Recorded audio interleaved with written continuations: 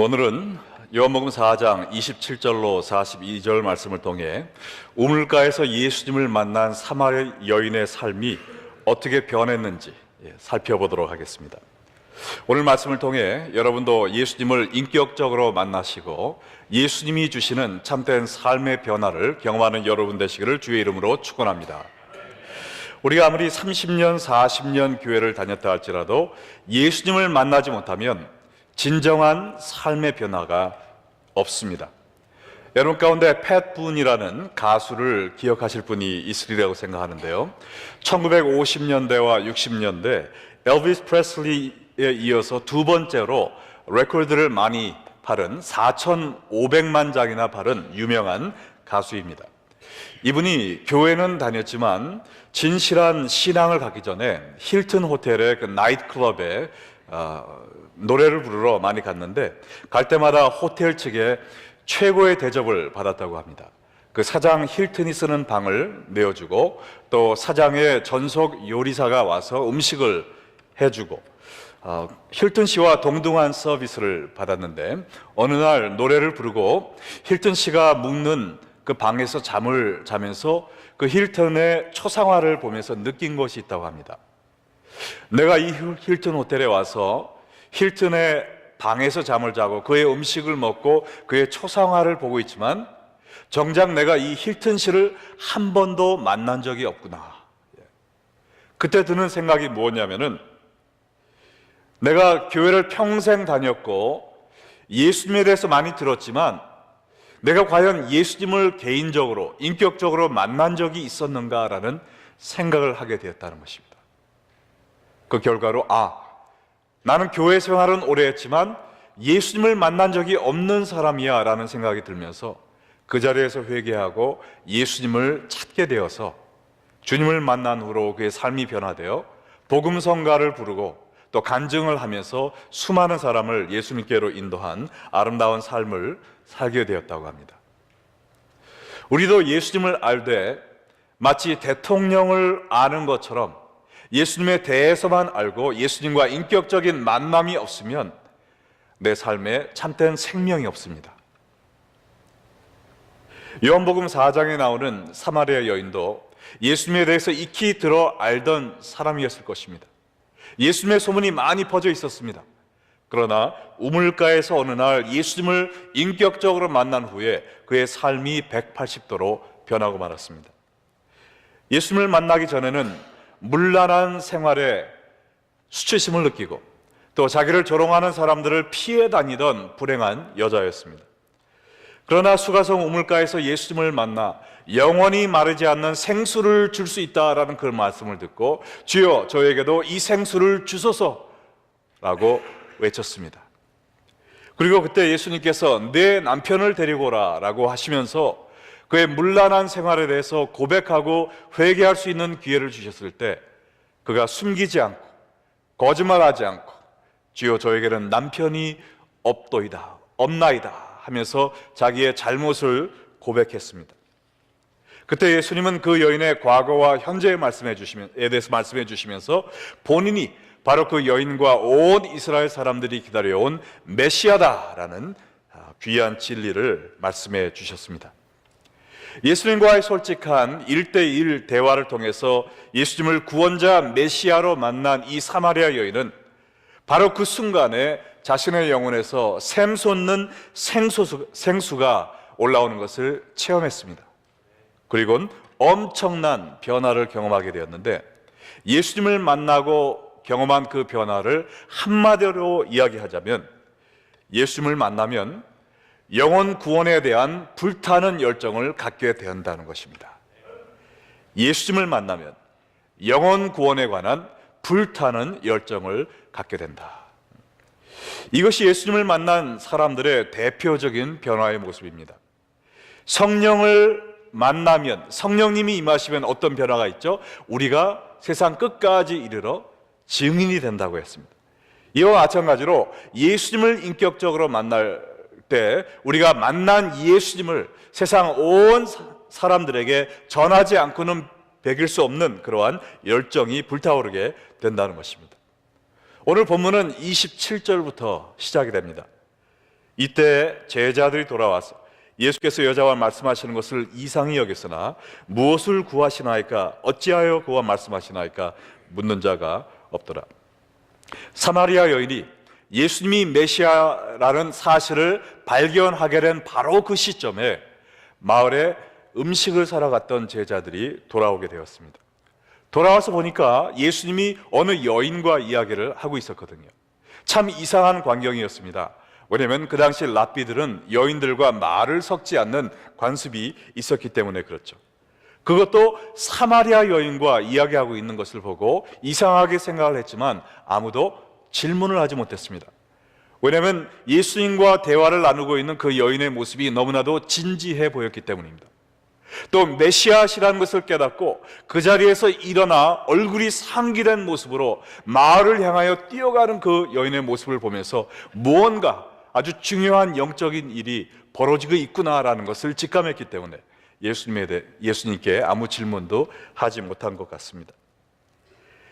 그 제자들 앞에 펼쳐진 변화의 모습을 한번 보겠는데요. 첫 번째는 영혼 구원의 사명을 깨닫고 뛰어가는 이 여인의 모습을 보게 되었죠. 28절로 30절에 보니까 여자가 물동이를 버려두고 동네로 들어가서 사람들에게 이르되 내가 행한 모든 일을 내게 말한 사람을 와서 보라. 이는 그리스도가 아니냐 하니 그들이 동네에서 나와 예수께로 오더라. 영혼 구원의 사명으로 불타오르는 변화된 여인의 모습을 보게 됩니다. 여인이 물동이를 버려두고 동네로 들어갔다 그랬습니다. 원래 여인의 목적은 우물에 와서 물을 깃는 것이었습니다. 그러나 예수님을 만난 후에 그의 인생의 목적과 방향이 변해버렸어요.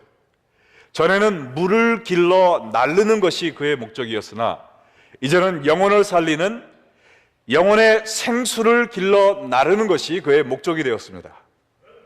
육신의 목을 축이는 세상의 물이 아니라 영혼의 갈증을 해갈시키는 살아있는 생수를 길러 나르는 그 삶을 살게 되었던 것입니다. 그리고는 어디로 갔습니까? 동네로 들어가 사람들에게 전파하기 시작했습니다. 이전에는 사람들 만나는 것을 꺼려해서 피해 다니던 사람이었습니다. 그러나 예수님을 만나고 보니까 과거에 만나고 싶지 않았던 사람들, 과거에는 내가 피하고 싶었던 사람들에게조차 복음을 들고 뛰어가는 그런 사람이 되었다는 것이죠. 그러고 가서 뭐라고 그랬겠어요? 여러분, 메시아가 오셨습니다. 우리가 기다리던 그 메시아가 드디어 오셨습니다 라면서 만나는 사람마다 예수님에 대해서 전파하였던 것입니다. 그런데 놀라운 사실은요, 그 동네에 있던 사람들이 나와 예수께로 오더라 라는 사실입니다. 비록 전에는 그들에게 손가락질 받던 여인이었지만 그러한 여인도 진심으로 예수님을 만나고 그의 얼굴이 변하고 그의 사상이 변하고 나니까 그 사람을 미워하고 싫어하던 동네 사람들조차도 그의 말을 믿고 따라 나서는 그런 역사가 있었다는 것입니다. 이 여인이 처음 예수님을 만났을 때요, 예수님을 만난 후에도 세상에는 변한 것이 아무것도 없었습니다. 그 여인의 신분도 그대로였고요, 그 여인을 바라보는 세상의 차가운 눈초리도 변한 것이 없었어요. 그러나 이 여인이 예수님을 만나고 자기가 변하고 보니까 이 여인이 보는 세상은 전부 다 바뀌어 있었다는 것이죠.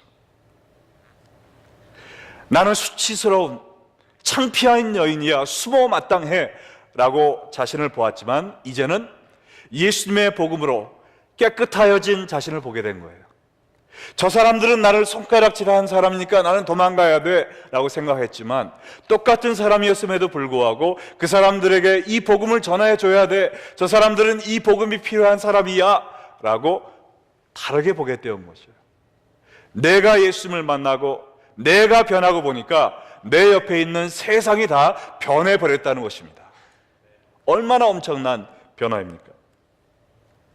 만약 예수님이 이 사마리아 여인을 전도의 도구로 삼았다면 여러분과 저를 전도 왕으로 쓰실 수 있음을 믿으십니까? 네. 비록 우리가 그동안 사람들에게 존경받는 삶을 살지 못했다 할지라도 내가 뭐 하나 내세울 것이 없다 할지라도 우리가 예수님을 만나서 내가 참된 삶의 변화를 경험하기만 하면, 그리고 나를 변화시킨 예수님에 대해서 이야기를 하기만 하면 우리를 통해서 예수님이 이 세상을 변화시킬 수 있다는 것입니다. 우리가 예수님과 인격적인 만남을 가지면 전도에 대한 열정을 갖지 않을 수가 없습니다. 왜냐하면 예수님을 영접하는 것은 예수님을 내 안으로 모시는 건데, 예수님은 온통 영혼 구원하는 이 한 가지 목적을 위해 불타고 있는 분이시거든요. 그러한 예수님이 내 안에 들어오실 때 어찌 내 마음에 전도를 향한 열정이 타오르지 않을 수 있겠습니까? 예수님이 제자들과 나누신 대화를 한번 살펴보겠습니다. 이 여인이 동네 사람을 데리러 간 사이에 제자들이 예수님께 준비해 온 음식을 권하고 있습니다. 31절로 33절에 보니까 그 사이에 제자들이 청하여 이르되 랍비여 잡수소서. 이르시되 내게는 너희가 알지 못하는 먹을 양식이 있느니라. 제자들이 서로 말하되 누가 잡수실 것을 갖다 드렸는가 하니 예수께서 이르시되 나의 양식은 나를 보내신 이의 뜻을 행하며 그의 일을 온전히 이루는 것이니라. 그날 아침 새벽에 유대 지역을 떠나서 사마리아까지 대여섯 시간을 걸어왔습니다. 기진맥진해 있고 상당히 허기가 진 상황이었습니다. 그래서 제자들이 마을에 가서 먹을 음식을 구해와서 예수님께 예수님 배고프시죠? 금강산도 식후경이라고 그랬는데 이거 드시고 기운 내세요. 그래야 또 전도하시죠. 아마 그렇게 권했을 것입니다.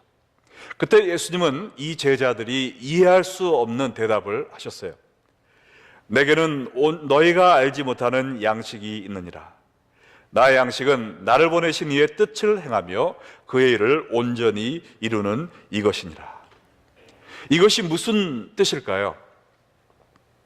그것은 자신을 이 땅에 보내주신 하나님의 뜻, 곧 잃은 양들을 찾아 구원하는 일보다 더 중요한 것은 없다라는 것입니다. 왜 영혼 구원 사역을 양식에 비유하셨을까요? 왜냐하면 이 세상의 영혼 구원 사역보다 더 중요한 것이 없기 때문에 그렇습니다. 아무리 건강한 사람도 먹지 아니하면 죽을 수밖에 없죠. 우리의 생존을 위해 양식은 가장 필요한 조건입니다. 이와 마찬가지로 예수님이 하시는 말씀은 무엇이냐면 내가 복음 전하는 이 일을 하지 않으면 죽을 것 같이 내가 꼭 해야만 되는 이러한 상이라는 것입니다. 나는 복음을 전파하기 위해 왔고 내가 복음 전파하는 것은 먹을 것을 먹는 것보다 더 중요하다는 것이에요. 또 하나의 중요한 사실은 이 세상의 영혼 구원 사역보다 더 우리에게 만족감을 주는 것이 없다는 것입니다. 예수님은요 참 이상한 게 남들에게 구원의 복음을 나눠주는 일을 그들에게 양식을 준다라고 하지 아니하시고 내게 양식이 된다라고 그랬습니다. 세상 사람들에게 그 영혼의 생수를 주고 생명의 떡을 나눠주는 거기 때문에 그 사람들에게 양식을 준다라고 말하는 게 맞는 것 같은데 나는 이미 양식을 먹었다. 이 일이 나에게 양식이 된다라고 말하고 계십니다. 왜 그렇게 말씀하셨을까요? 이 세상에는 영혼 구원 사역처럼 우리 자신의 영혼을 살찌우는 일이 없다는 것입니다. 우리가 복음을 전파하며 영혼을 구원하는 사역을 감당할 때 이 세상이 줄 수 없는 충만한 기쁨과 만족감을 느끼게 된다는 것이죠. 왜냐하면 우리의 삶의 목적을 달성하는 삶을 살게 되기 때문에 그렇습니다. 우리가 아무리 신앙생활을 열심히 해도 나 혼자만을 생각하는 삶을 살 때는요 받기만 하고 내보내지 않아서 생명체가 존재하지 못하는 사해바다처럼 됩니다. 아무리 제자훈련을 많이 하고 교회를 40년 50년 다녀도 매일 내 생각만, 내가 편안한 교회, 내가 영적으로 성장하는 나만을 위한 것을 생각하는 사람은 아무에게도 생명을 주지 못하는 죽은 사해바다처럼 된다는 것이죠. 그러나 내 생각을 하는 것이 아니라 죽어가는 한 영혼을 바라보며 눈물 흘리며 그들에게 복음을 전하는 사람은 요단강에게 물을 흘려 보내면서 날마다 맑은 물로 고기들이 차 넘치는 갈릴리 바다와 같은 사람이 된다는 것이죠. 우리가 나의 만족을 위해 사는 것이 아니라 정말 잃은 양들을 찾아 참 목자 되신 예수님께로 인도하는 그러한 삶을 살 때 하나님이 예배해 두신 참된 삶의 기쁨과 만족을 느낄 수 있다는 것입니다. 여러분 가운데 영적인 침체에 빠져 있는 분이 있습니까? 더 이상 여러분 자신을 위해서 살지 마시기 바랍니다. 남을 위해 사세요. 잃어버린 영혼을 위하여 복음 전파하고 영혼 구원하는 일에 올인하시기 바랍니다. 거기에 참된 삶의 기쁨과 만족이 있는 것입니다. 그럴 때 여러분의 영혼은 독수리처럼 하늘을 솟아 올라가게 될 것이고 여러분의 마음속에는 참된 기쁨과 만족이 충만하게 될 것입니다. 예수님의 비전을 나의 비전으로 삼는 사람보다 더 행복한 사람은 없습니다. 믿으십니까? 여러분 4장 35절 말씀을 보겠어요. 예수님이 또 말씀하십니다. 너희는 넉 달이 지나야 추수할 때가 이르겠다 하지 아니하느냐? 그러나 나는 너희에게 이르노니 너희 눈을 들어 밭을 보라. 희어져 추수하게 되었노라. 예수님의 비전이 뭡니까? 예수님이 보신 게 무엇이었어요? 희어져 추수하게 된 밭이었습니다. 예수님이 계시던 우물가와 사람들이 살던 동네에는 무엇이 있었을까요? 밭이 펼쳐져 있었죠. 밭이. 근데 예수님이 제자들과 한참 대화를 나누고 계셨을 때 저 멀리서 그 여인의 초청을 받고 예수님을 만나러 뛰어오는 사람들의 모습이 그 밭의 보리 너머로 희끗희끗 보이기 시작했을 것입니다. 그때 예수님이 얘기하시는 거예요. 너희들은 이 밭을 보아라. 이 밭에 무엇이 보이느냐? 아마 제자들이 이야기했겠죠. 이 밭에 뭐 보리밖에 더 있습니까? 심은 지 얼마 안 돼서 추수하려면 멀었네요 뭐. 그랬더니 예수님이 대답하시잖아요. 너희는 심은 지 얼마 안 돼서 추수하려면 4개월이나 있는 그 보리만 보지 말고 영혼의 추수를 기다리며 이리로 뛰어오고 있는 이 동네 사람들을 보아라.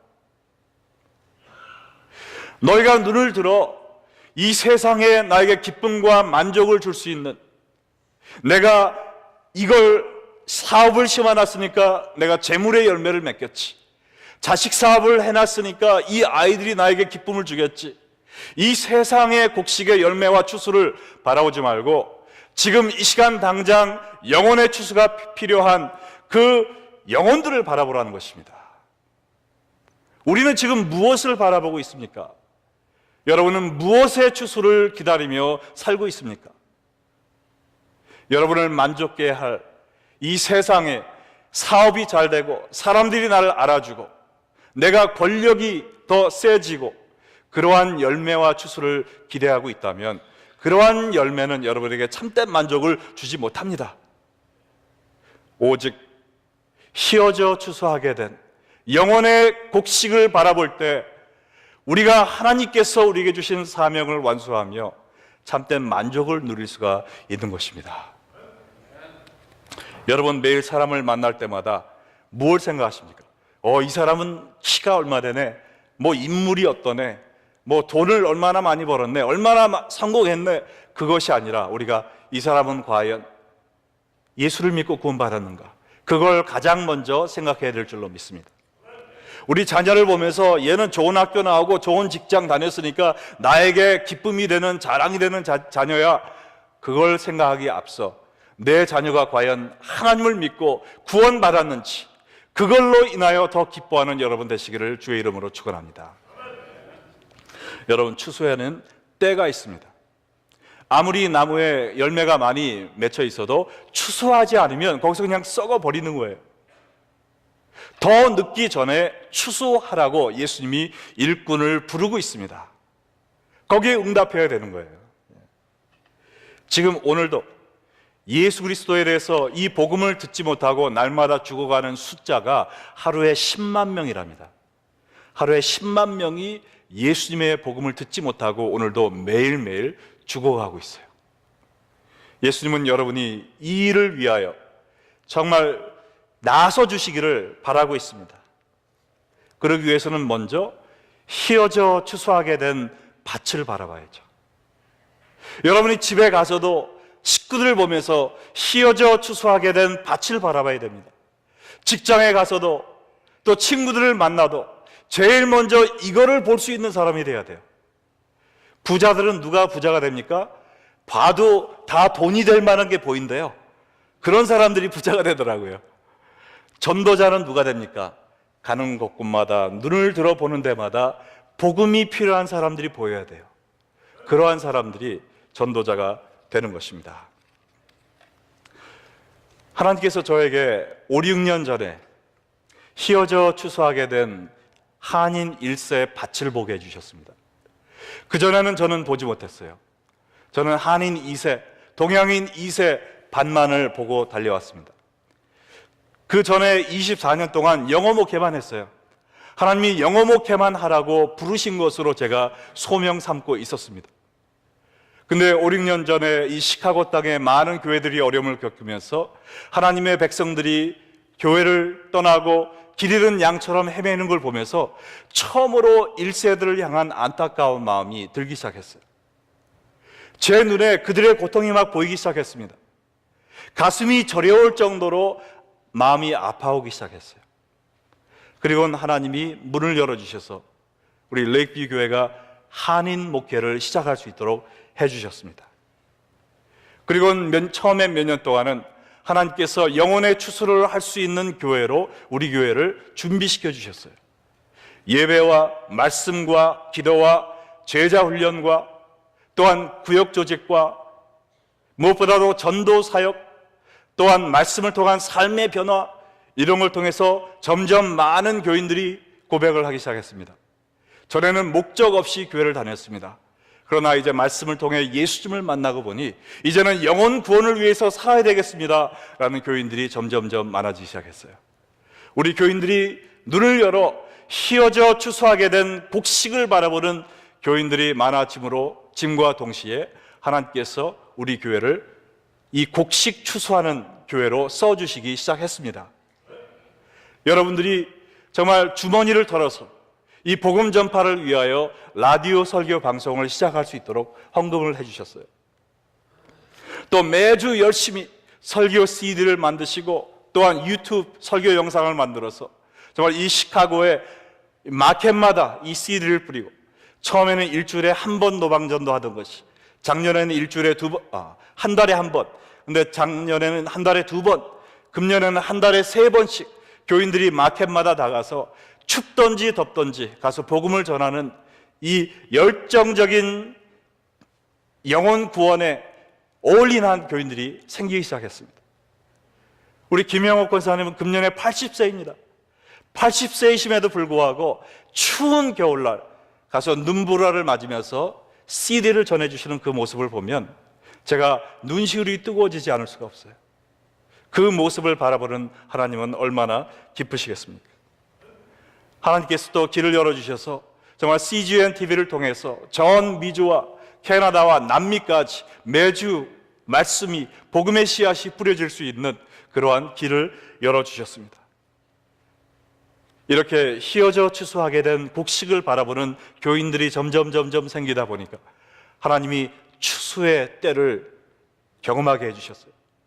지난 한 2년 전부터 거의 한 주도 빠지지 않고 새로운 교인들을 보내주십니다. 그들 가운데서는 교회를 여러 해 동안 떠난 분들이 많이 있어요. 교회를 한 번도 나가지 못했던 분들도 종종 보이기 시작하고 있습니다. 그런 분들에게 치유와 회복과 부흥의 역사를 경험하는 교회로 저희 교회를 써주고 계심을 인하여 하나님께 찬양드립니다. 여러분, 바로 그것이 레이크뷰 언약교회의 존재 이유입니다. 우리 교회를 세워주신 하나님의 목적이에요. 이거 외에는 없습니다. 영혼 구원하여 제자 만드는 교회, 그리하여 그 제자들이 가서 또 영혼을 구원해서 더 많은 제자를 만들고 하나님의 뜻인 이 만민을 구원하는 이 일에 올인하는 교회가 되기 위하여 저희를 세워주심을 믿습니다. 정말 여러분도 이 일을 위해서 레이크뷰 언약교회 교인이라면 다른 무엇보다 휘어져 추수하게 된 곡식을 볼 수 있는 사람들이 되어야 돼요.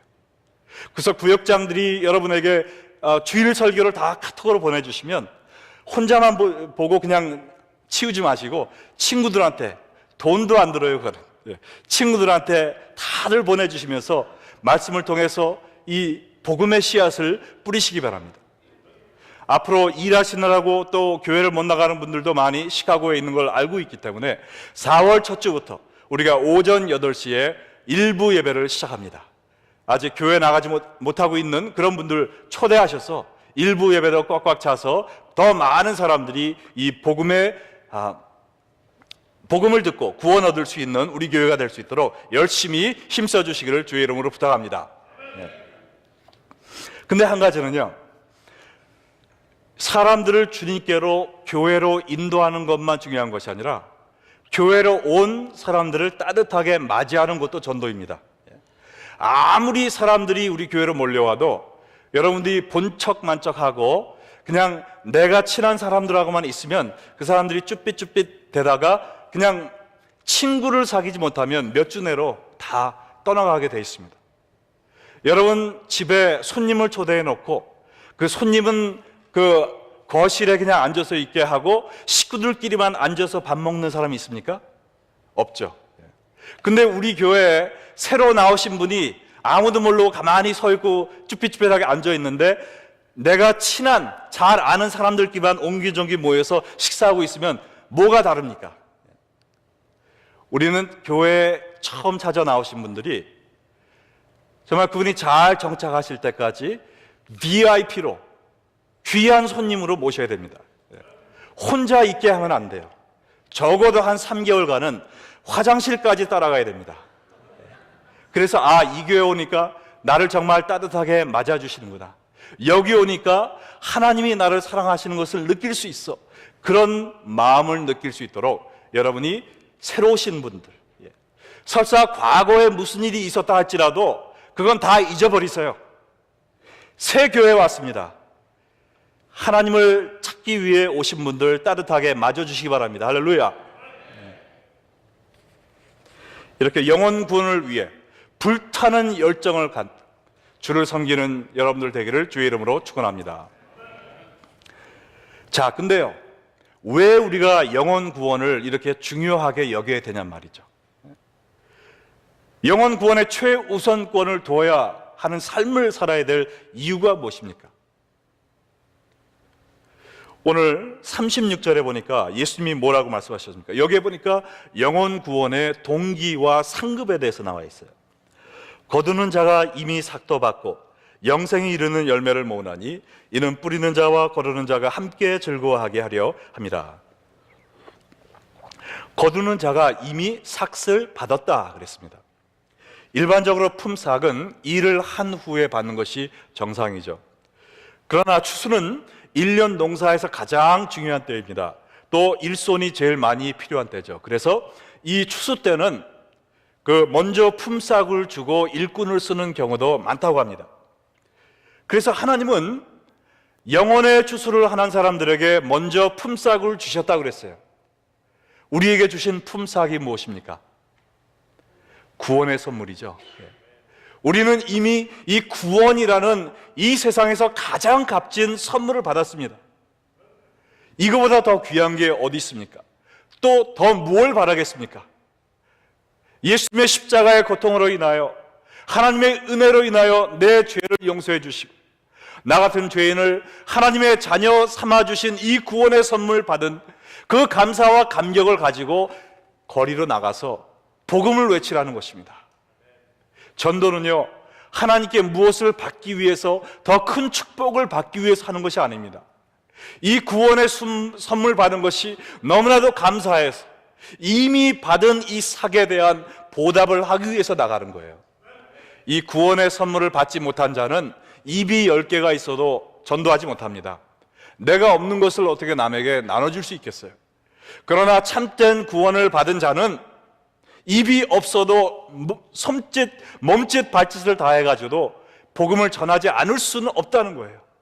너무나 이 구원의 선물이 감사하고 감격스러워서. 여러분, 우리가 보상을 바라진 않지만 하나님이 우리에게 주시는, 전도하는 자에게 주시는 보상이 있습니다. 그게 뭘까요? 남들이 구원받고 기뻐하는 그 모습을 보는 기쁨이죠. 여기 보니까 뿌리는 자와 거두는 자가 함께 즐거워하게 하려 함이라 그랬습니다. 아기가 태어날 때 그 태어나고 있는 아이는 정작 울고 있어요. 그러나 태어나는 아이를 보면서 부모는 얼마나 기뻐합니까? 그것처럼 교회 처음 나오신 분들은 처음에는 조금 이제 이렇게 좀 쭈삣쭈삣하고 편하지도 않고 이렇게 수줍은 듯하고 그래서 별로 기쁜 걸 못 느낄 수 있습니다.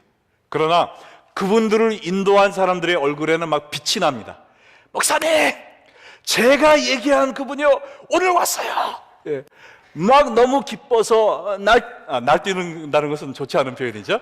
너무 기뻐서 그냥 막 점프 업 앤 다운 하는 그런 교인들 모습을 보면서 하나님이 얼마나 기뻐하시겠어요. 이 기쁨은요, 전도해본 사람만이 아는 기쁨입니다. 제가 아마 금요일 때 한번 얘기한 것 같은데요, 제가 중2 때 세계 복음화를 위해 살라는 하나님의 소명을 받고 9년 동안 노방전도를 했는데 한 명도 저를 통해서 예수 믿은 사람이 없었어요. 그게 저의 가장 큰 고민이었습니다. 근데 대학교 때 가서 노방전도를 토요일마다 4시간씩 가서 제 학교에서 했는데 한 6개월 동안 지난 후에 그 자마이카에서 온 인터내셔널 스튜던트 한 명이 예수를 믿겠다는 거예요. 제 귀를 의심했습니다. 정말? 예. 근데 믿겠다는 거예요. 그래서 그 친구에게 예수님을 영접하는 기도를 해주고 제 마음이 막 화산이 폭발하는 것처럼 그 기쁨을 어찌할지 몰라가지고요, 눈 오는 날 미친 개가 뛰어다니듯이 그냥 우리 대학교 캠퍼스를 막 뛰어다녔습니다.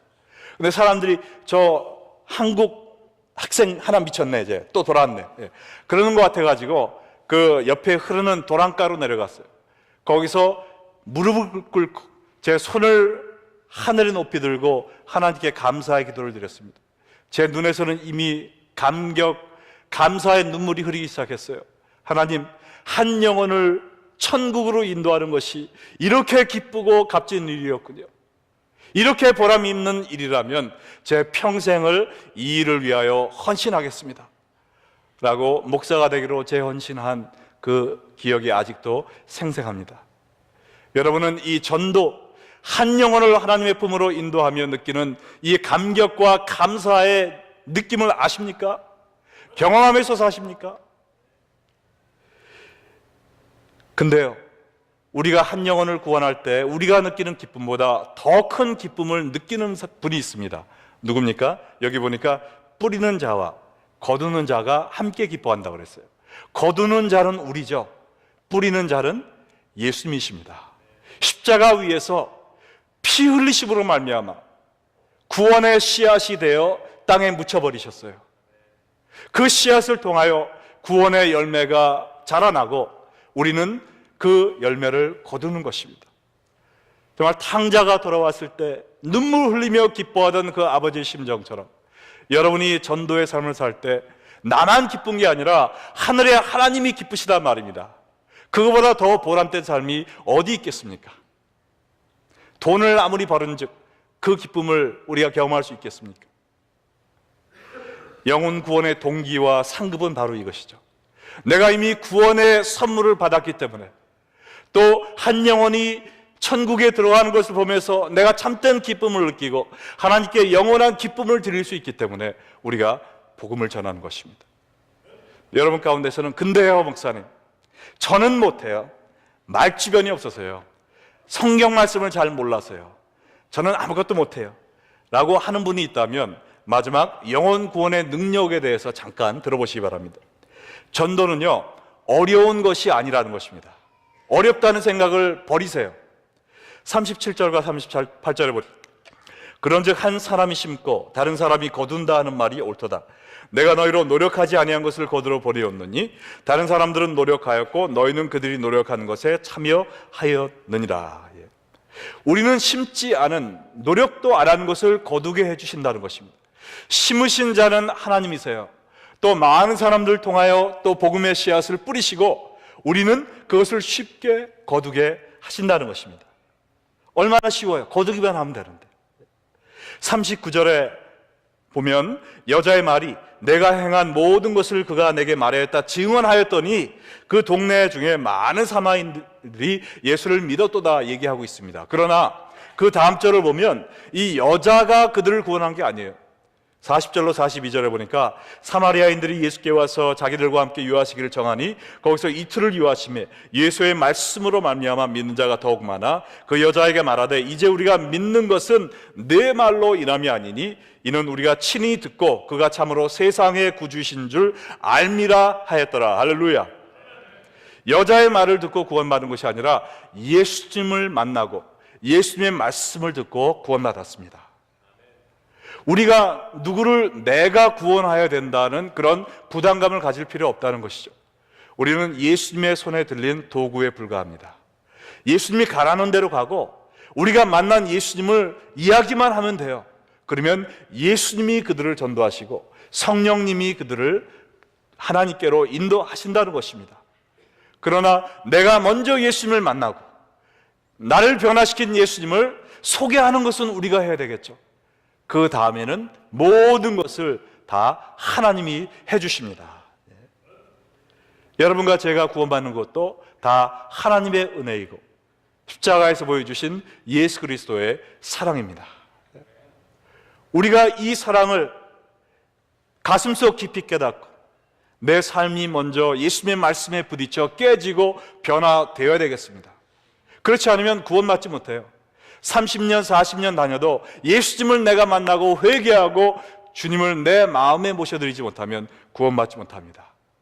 그러나 우리가 진심으로 예수님을 만나고 주님께 내 삶을 드릴 때 예수님이 내 안에 거주하시죠. 내 삶을 인도하십니다.